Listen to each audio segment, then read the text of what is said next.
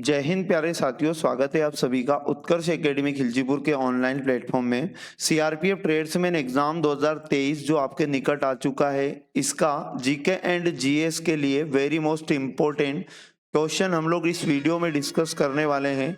प्यारे साथियों, ये ऐसे क्वेश्चन है जो एग्जाम के अंदर कई बार रिपीट हुए हैं। आपकी आगे आने वाली एग्जाम में भी इन्हीं क्वेश्चंस में से प्रश्न आपको देखने को मिलेंगे। इस प्रकार के वीडियो का आज हमारा 45वां पार्ट है। इससे पहले हमारे 44 पार्ट कंप्लीट हो चुके हैं। यदि आप लोगों ने वो नहीं देखे तो आप उन्हें भी जाकर देख लें। इस क्लास का पीडीएफ आप लोग डाउनलोड कर सकते हैं। हमारे टेलीग्राम से आप लोग जुड़ जाएं। टेलीग्राम का लिंक आपको इस वीडियो के डिस्क्रिप्शन में मिल जाएगा। चैनल को यदि सब्सक्राइब नहीं किया तो चैनल को सब्सक्राइब कर लें और बेल आइकन को ऑन कर लें, जिससे आपको सभी वीडियो का नोटिफिकेशन तुरंत मिल पाएगा। आज का पहला क्वेश्चन है, राजा अजातशत्रु किस वंश के शासक थे? तो इसका राइट आंसर आपको याद रखना है हर्यक वंश, यानी कि राजा अजातशत्रु हर्यक वंश के शासक थे। ये राजा बिंबिसार के पुत्र थे और महावीर और गौतम बुद्ध दोनों के समकालीन थे। आगे यदि बात की जाए तो लोहे का मुख्य अयस्क हैं, चार ऑप्शन में से लोहे का मुख्य अयस्क बताना है। हेमेटाइट इस क्वेश्चन का करेक्ट आंसर हो जाएगा। ऑप्शन नंबर 1 इसका सही जवाब है। अगला क्वेश्चन है, 25 फरवरी 2022 को किस टीम ने प्रो कबड्डी लीग का खिताब जीता? तो इसका राइट आंसर आपको याद रखना है दबंग दिल्ली केसी। ऑप्शन नंबर 2 करेक्ट आंसर हो जाएगा। प्रो कबड्डी लीग भारतीय पुरुषों की एक पेशेवर कबड्डी लीग है। इसे 2014 में शुरू किया गया था और इसका प्रसारण स्टार स्पोर्ट्स पर होता है। अगले क्वेश्चन की यदि बात की जाए, निम्नलिखित में से कौन सी मिसाइल प्रणाली रूस द्वारा विकसित की गई है? तो चार मिसाइलों के नाम आपको दिए गए हैं। रूस द्वारा विकसित मिसाइल का नाम हमें यहाँ पर चूज करना है। ऑप्शन नंबर 1 इसका करेक्ट आंसर आपको याद रखना है S-400 ट्रायम्फ। ये मिसाइल रूस के द्वारा विकसित की गई है। आगे मैं आपको बता दूं, यह एक गतिशील सतह से हवा में मार करने वाली एक मिसाइल है। और ये जो ऑप्शन नंबर 2 में दिखाई दे रहा है, terminal high altitude area defence system, याद रखिएगा ये अमेरिकी सेना की एक एंटी बैलिस्टिक मिसाइल का नाम है। आगे यदि बात की जाए, अंतरिक्ष में प्रवेश करने वाले प्रथम भारतीय कौन थे? तो इसका राइट आंसर आपको याद रखना है राकेश शर्मा। ऑप्शन नंबर 1 इसका सही जवाब हो जाएगा। ये 1984 में अंतरिक्ष में प्रवेश करने वाले पहले भारतीय बने थे। आगे यदि बात की जाए, भारत की पहली महिला प्रधानमंत्री हैं, तो इसका राइट आंसर आप याद रखिएगा इंदिरा गांधी। इंदिरा गांधी भारत की पहली महिला प्रधानमंत्री हैं। और भारत की पहली महिला मुख्यमंत्री यदि आपसे पूछ ले, सचेता कृपलानी है। और सरोजिनी नायडू से आपको याद रखना है पहली महिला राज्यपाल। और अमृता कौर से आपको याद रखना है पहली महिला वित्त मंत्री। आगे यदि बात की जाए, भारत में हरित क्रांति के जनक के रूप में किसे जाना जाता है? तो प्यारे साथियों, इसका राइट आंसर आपको याद रखना है एम.एस. स्वामीनाथन।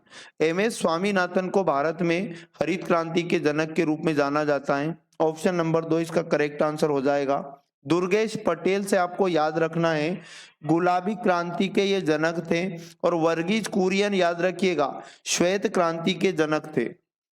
अगले क्वेश्चन की यदि बात की जाए, कुचिपुड़ी नृत्य किस राज्य का है? तो इसका राइट आंसर हो जाएगा आंध्र प्रदेश। कुचिपुड़ी आंध्र प्रदेश का ये नृत्य है। और उसके बाद पंजाब के नृत्य में आपको रिवाइज करा देता हूं, भांगड़ा और गिद्धा याद रखना है। और राजस्थान के नृत्य आपको याद रखना घूमर, गणगौर, कालबेलिया। और कर्नाटक यक्षगान आपको याद रखना है। अगला क्वेश्चन है, दूध में कौन से विटामिन पाए जाते हैं? तो इसका राइट आंसर आपको याद रखना है ए, बी और डी। ऑप्शन नंबर 4 इसका करेक्ट आंसर हो जाएगा, यानी कि दूध में ए, बी और डी विटामिन पाए जाते हैं। कंप्यूटर में मोडेम का पूर्ण रूप है, मोडेम कंप्यूटर से रिलेटेड एक शब्द है, इसका पूरा नाम क्या हो जाएगा? तो याद रखिएगा modulator, D modulator. Option number 3 इसका करेक्ट आंसर हो जाएगा। मोडेम का उपयोग टेलीफोन लाइनों पर सूचना भेजने और प्राप्त करने के लिए किया जाता है। ये जानकारी भी आपको याद रखना है। अगला क्वेश्चन है, इनमें से कौन हमारी संसद का हिस्सा नहीं है? तो इसका राइट आंसर आपको याद रखना है मुख्य न्यायाधीश। ऑप्शन नंबर 3 करेक्ट आंसर हो जाएगा।